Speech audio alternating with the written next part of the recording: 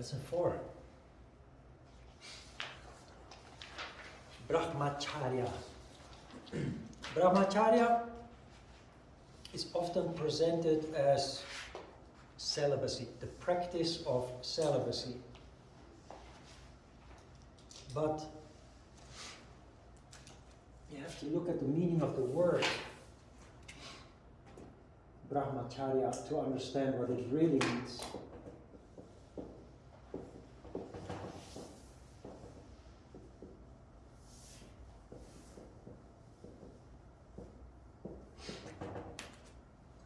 Brahma plus Acharya. Acharya means walking the path of, living the life of. Brahma is God. Not the kind of God that sits on a cloud and looks down on you and throws thunder and lightning at you to punish you when you commit sins. The ancient people had a very sophisticated idea of God.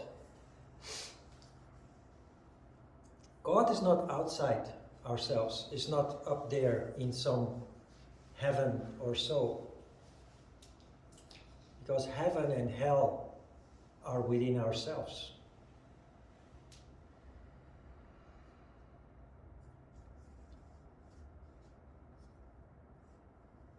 When you are functioning in the crown chakra, when there is sattva, when we're in harmony, we are in a pleasant state. You are peaceful, your energy is flowing without obstructions. But very importantly, it allows those higher characteristics to manifest.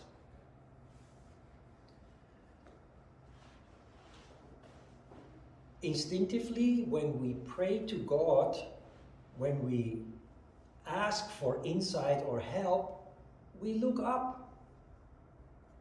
Because that insight, it doesn't come from an entity outside ourselves somewhere behind the clouds, but it does come from up here.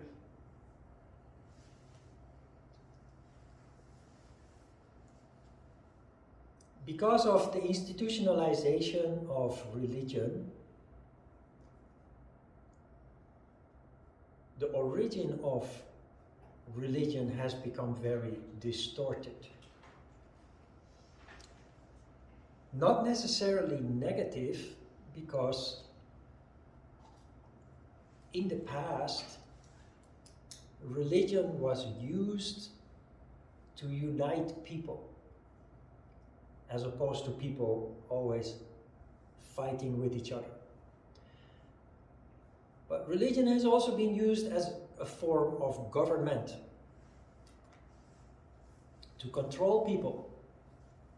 And often it has been used for the opposite purpose of what religion really is about. Religion is about light. Christmas is a celebration of light. Not the light from a candle, as we symbolically portray to be, but the light in the crown chakra, the light of wisdom, of knowledge, as opposed to the darkness of ignorance. The light of the heart, unconditional love. That light.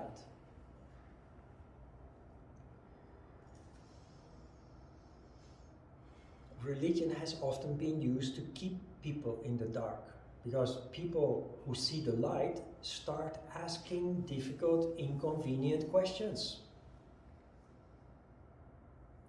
So the question is, what is God? I don't like to use the word God. I often refer to the universe or the higher powers. But it's the same. It's what people have called also God.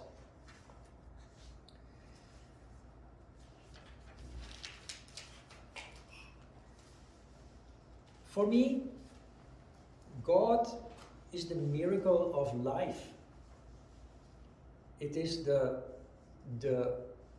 consciousness and intelligence that is behind the miracle of the universe. To understand that, you need to look at the balance that has allowed the existence of the universe for billions of years without chaos, without destruction. And that becomes clear when you see that everything is well organized and everything has its place in the universe on a macro scale and on a micro scale. The universe is full of galaxies. Each galaxy consists out of millions of stars, which is like our sun. There are many of those suns in each single universe, billions sometimes.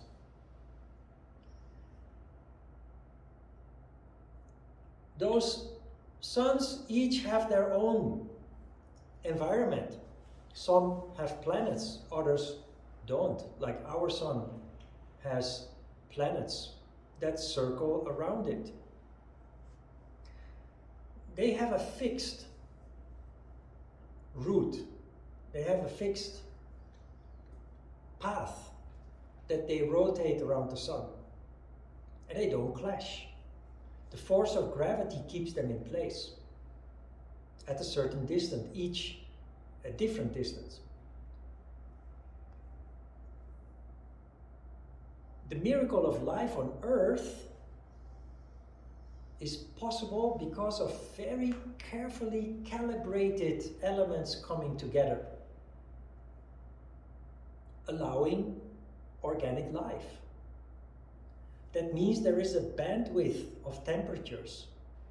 If temperatures would go either higher or lower outside of that bandwidth, life would be impossible. That means that there is a specific number of amino acids that eventually form organic life, starting with microbes, with one cell life, that have through many, many years, billions of years, have evolved into life that has intelligence, like human beings. The reason why you don't find this life everywhere in the universe is because the circumstances are so finely tuned, and if something is missing, if something is out of whack, it just doesn't allow organic life to come into existence. That is a miracle. Then ancient people, they didn't look at that in a rational way. They looked at that in an intuitive way. And they were in awe when they understood how incredible all that is. I mentioned in the handout of non-stealing how ancient people would have rituals before chopping down a tree, which they need to build a house or a boat, because they don't want to steal.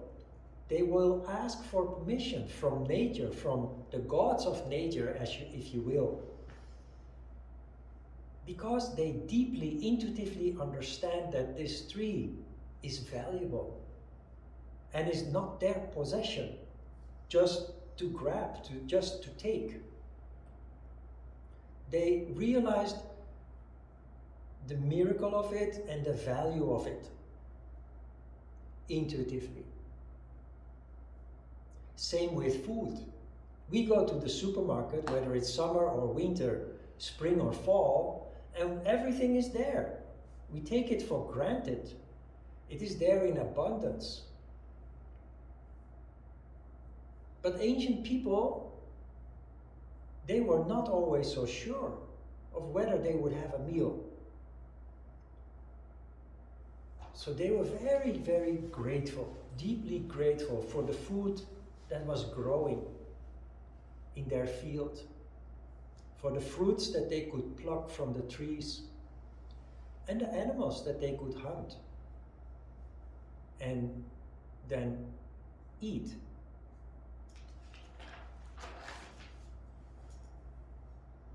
There are many things that we call holy or sacred. The people who don't understand what that really means, they invent rituals and they become fanatic. And they feel insulted if you say something bad or if you trespass a certain area, location that is considered to be holy. They totally distorted the idea of what holiness or sacredness means. A river is holy. Why? Because there is no life without water. Ancient people knew that very deeply, instinctively. So if you pollute the river, you pollute your life. But ancient people, you could not reason with them. You could not say to them, hey, don't pollute the river, because the people downstream, they will have polluted water and they may get sick. People were not susceptible to that. What people were susceptible to was fear. That river is holy. You must respect it. If you pollute it, God will punish you. Karma will become your part. So people were in awe, superstitious. But this was only used by the authorities to keep people from destroying themselves and the environment and other people. In India, the cow is a holy animal. You know why? Because it's divine? Because it came from heaven? It has a very practical reason. The cow is holy because in the past, farmers, when confronted with a drought, didn't have anything to eat, and the first thing they could think of was to slaughter their cow to have at least something to eat. But the next morning they wake up and they want to work the land, they don't have a cow anymore to pull the plow, to pull the cart. People didn't have the sophistication of the foresight to think 1, 2, 3 steps ahead. They just thought, I'm hungry and I have nothing to eat, I'm going to eat my cow. That led to disaster. So somebody in government, somebody clever, decided to declare cows holy. You can't touch your cow. And so everybody worships the cows. But not because they are gods, it's a very practical reason. In the same way, pigs are impure in Muslim countries, in Islam. Eating pork is a sin. But why? Because people think because pigs dig around in the mud, they are dirty animals. They even would eat poop. But is that the real reason? No. The reason is that in the past, pigs competed with human beings for food because they eat the same food we do. While cows, goats, sheep, they eat grass and leaves from the bushes and the trees. Pigs dig up the carrots and the beets and the potatoes that we have so carefully planted, because pigs eat that kind of food. So we declared them unholy. We declare them impure.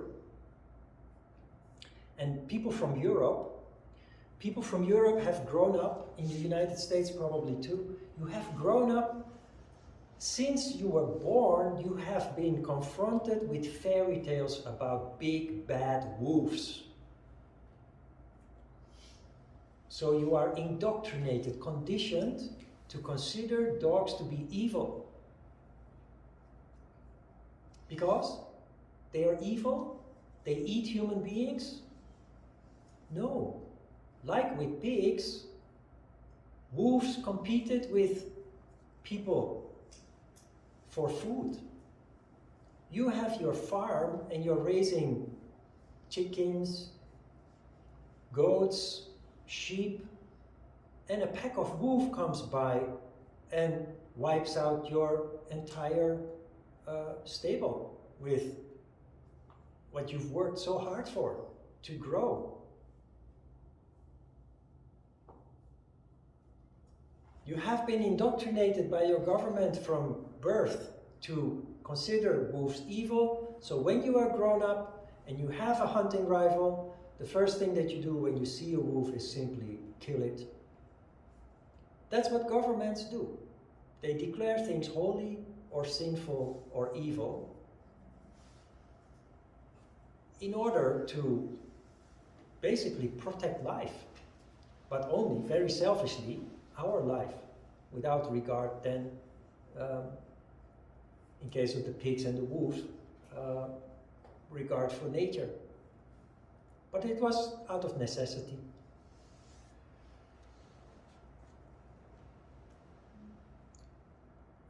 For people without intellect, fear is the way to kind of control them from doing things that are harmful for society, for the family, etc. For people who are intellectually developed, that doesn't work anymore. But we have lost connection with why actually these things were declared holy or evil. And now you find people who are intellectually well developed who are worshipping, well, in India they worship cows. There are people going to church worshipping God. And many people do not understand what it really is about. The same thing here, Brahmacharya. Brahmacharya is the fourth Yama that basically covers all three that came before it.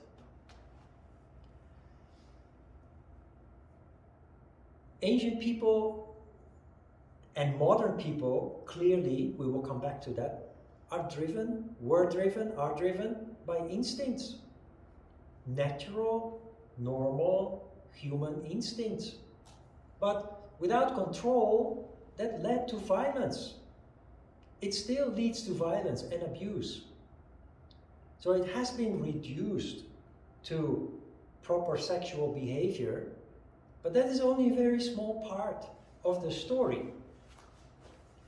And the reason why it has been reduced to just celibacy is because sexuality is the biggest motivator of humankind. And therefore also cause for lots of suffering and misery. Within families, but also within institutions. I just was looking at the BBC documentary last night about sexual abuse by clergy people in Italy. And it is just rampant. And 30 years ago or so, these scandals started arising, starting with religious institutions, basically mainly the Catholic Church, but the yoga world is full of scandals too. And not only that, you now have this Me Too movement, and it appears that there is abuse everywhere. At the workplace, in the family, entertainment business, and what have you. In the Netherlands, society is turned upside down because a huge scandal, like a domino effect, is now unfolding in the entertainment world, with very famous people that for many years have been worshipped and adored and idolized by the population, who now appear to have abused their positions to abuse people, sexually abuse people.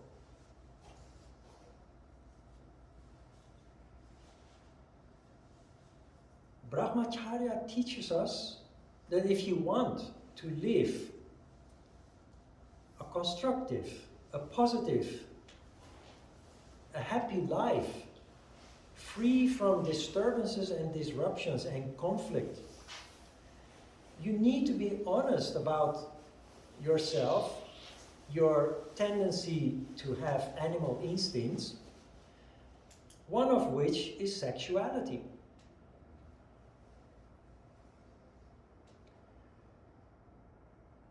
But there is a problem with translating Brahmacharya as celibacy, because that is exactly what they do in the Catholic Church. Celibacy there means anybody who wants to be a priest, a pastor, a clergy person, has to make a vow of celibacy, which means you must oppress your sexuality, which is violence from our point of view. Sexuality is an instinct of survival.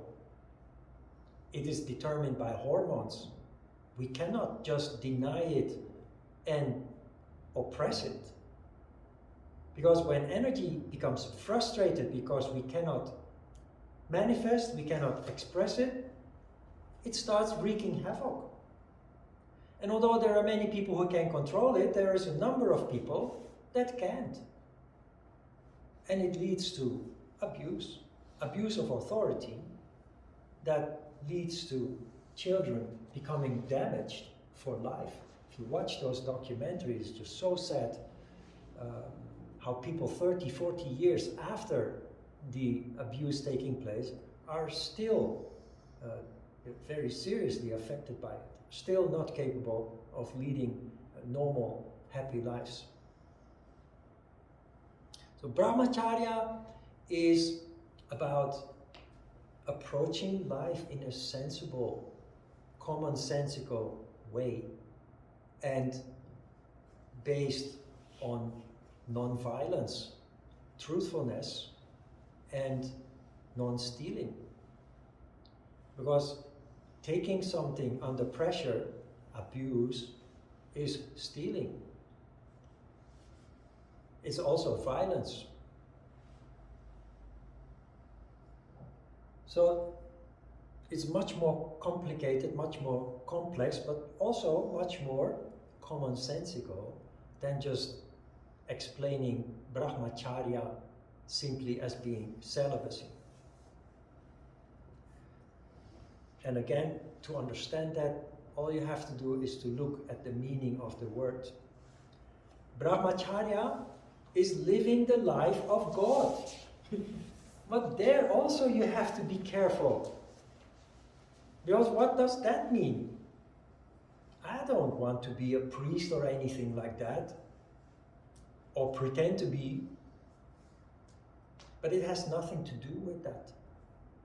Because Brahmarandra, is the cavity of God, is the crown chakra.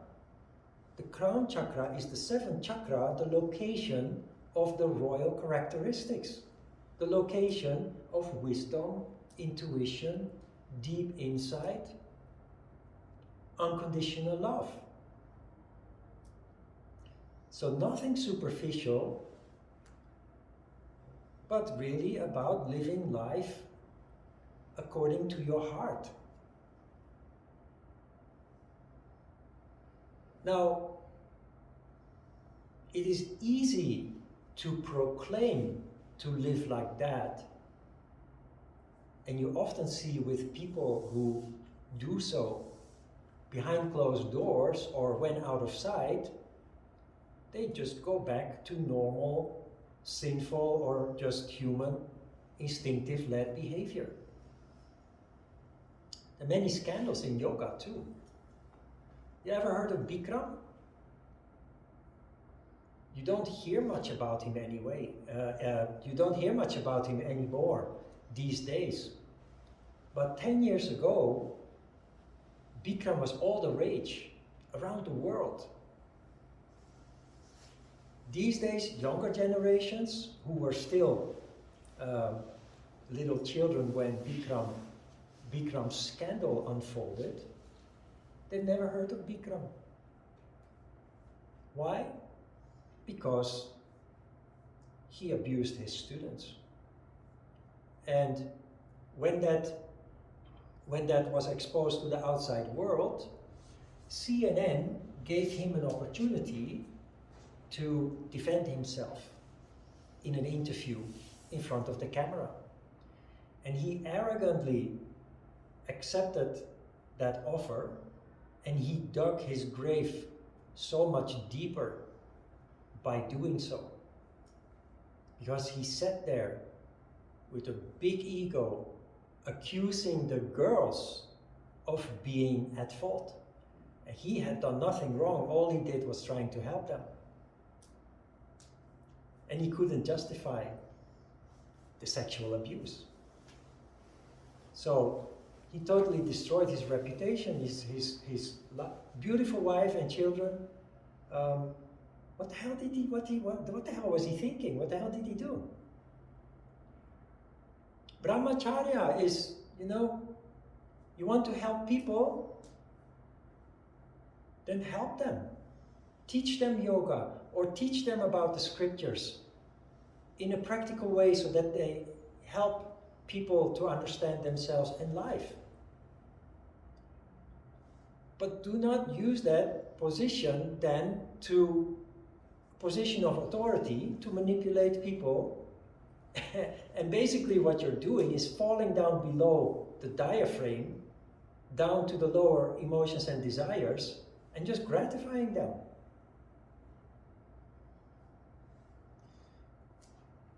And you see this, initially this occurred especially in spiritual circles, because spiritual people, leaders, are supposed to be functioning in the crown chakra, are supposed to be walking the path of God. And as long as we keep energy going up, abuse is impossible. You're too sensitive and too conscious of that. But this is what happens. People become leaders after years of yoga or studying the Bible or meditating, praying, whatever. There are many methods to let energy rise up and fuel the crown chakra. So it starts out well. But there's a big mistake that many spiritual people make. They say, I have done my efforts. I have done the work. I am a holy person now. I don't need to practice anymore.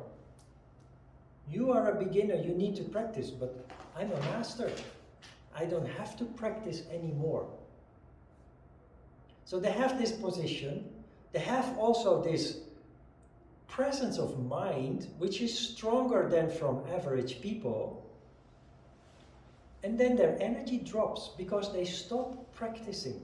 Their energy drops to the lower emotions and desires, and sexuality is one of the strongest motivators of people.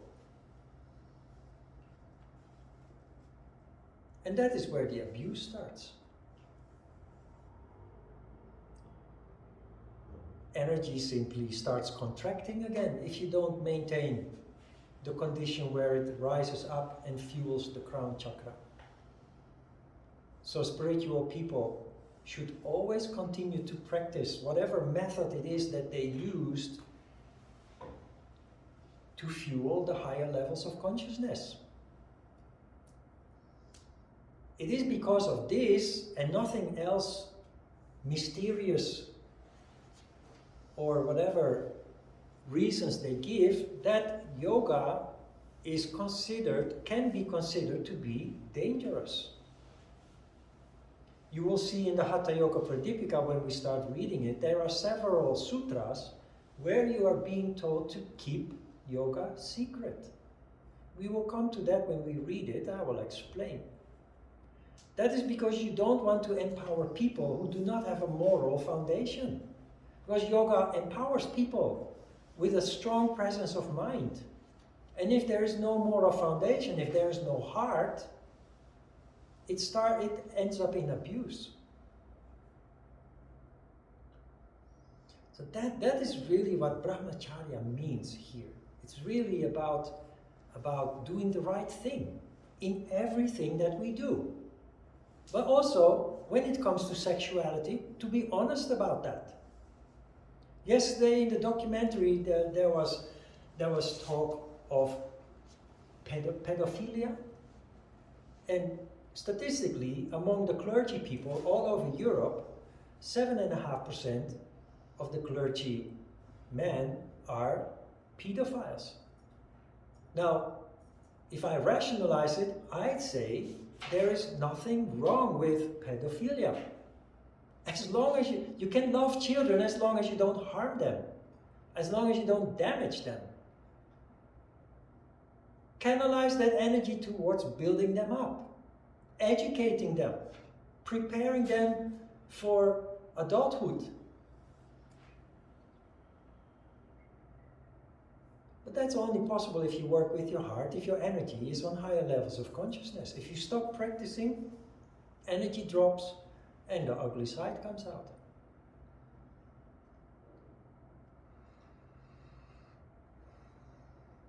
It's not just limited to sexual, it's about everything. It's about everything that we do, say, think even. It's covering the three yamas that we have learned so far. It is focusing in on sexuality because that is the biggest issue in all people's lives. And it is usually, or often it is men, of course, that commit sexual abuse. That is because in nature, it is the males that always take the initiative. Just recently, a female teacher in the Netherlands was fired from her job, and she got a light sentence also because of sexual abuse of boys, students of hers, 16, 17 years old. But that is a totally different matter than the abuse of girls by male teachers. Just look at the comments in the comment section, and there are boys that say, my gosh, I wish that I had such a teacher. It's just for boys and girls, it just works totally different. But we are all animals with a sexuality that is driven by hormones. It's just that men have a different role traditionally than women.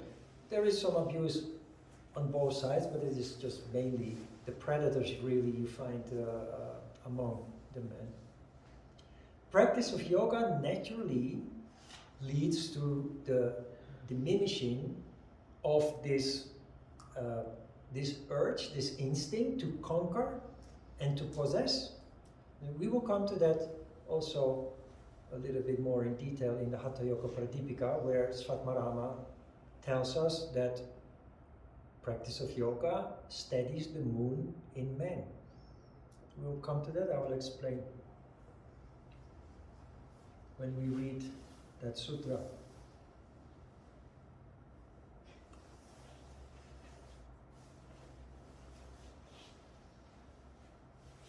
Try to be aware, that is page 2, you see the ketchup bottle here.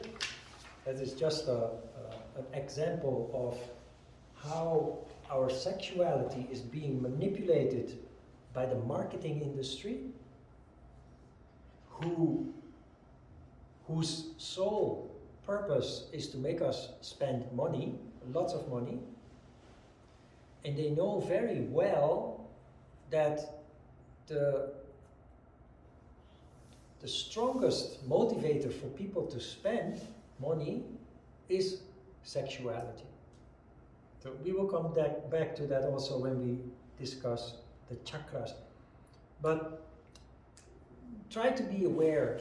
Look at this picture. This is putting ketchup on a hot dog, but it's really about a tongue licking a penis that you see there. If you rationalize that, you see what you're looking at, but most people just subconsciously twist that into another reality. And it stimulates people to function not on hunger or a need for food, but sexuality. Well, what you see here is food. So the marketing industry, in everything they do, try to stimulate fear or sexuality in order to make you spend money. Fear is a huge motivator too. Just look at the insurance industry. The banking and the insurance industry is thriving on people's fear. So sex and fear are huge marketing tools. There is a book, Hidden Persuaders by Vance Packard, that goes into that subject in detail.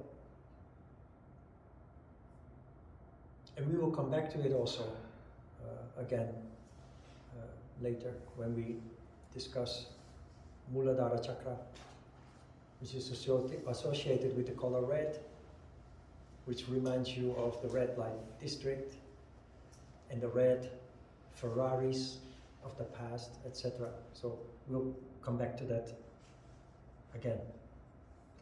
Just be aware of your sexuality, respect the forces involved in all of that, and just be honest about it, and especially honest about it where it comes to being with a partner. And also be honest when confronted with people who try to manipulate you into doing things that you don't really want to engage in. Questions?